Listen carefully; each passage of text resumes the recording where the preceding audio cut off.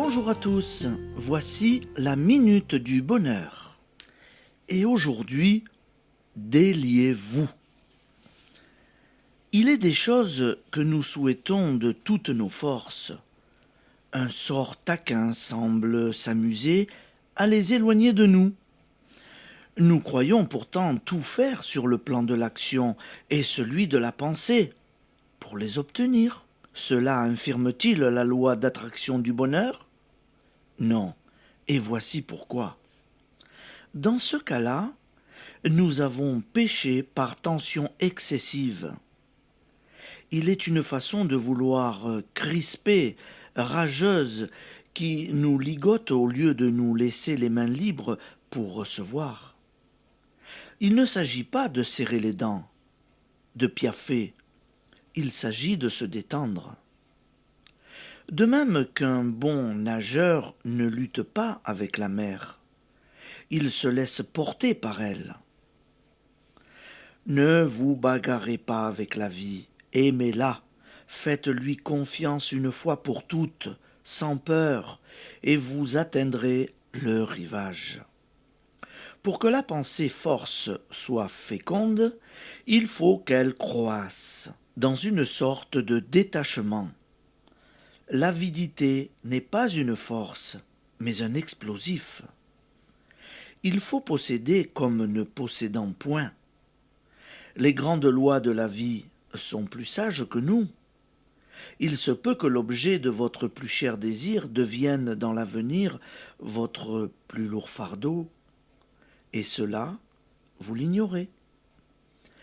N'avez-vous jamais remarqué que tel fait qui vous était de prime, d'abord apparu comme un malheur, s'est souvent montré par la suite une cause de bonheur?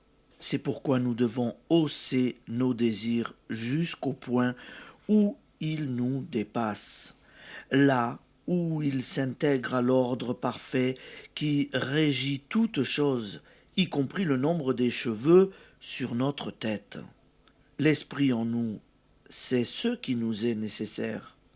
Remettez-vous en lui, dans un abandon plein d'espoir. Il y a loin de cette attitude à la fixation têtue sur tel désir ou la réalisation d'un tel projet. Déliez-vous, déliez votre entourage, en laissant les vôtres libres d'accomplir leur rayonnante destinée, dont les détails vous échappent. On a vu des agonisants retrouver la santé après avoir été abandonnés par les médecins. La raison ? Le renoncement de leurs proches les avait déliés de leurs craintes comme de la recherche de leur propre satisfaction, laissés libres de revenir à la vie.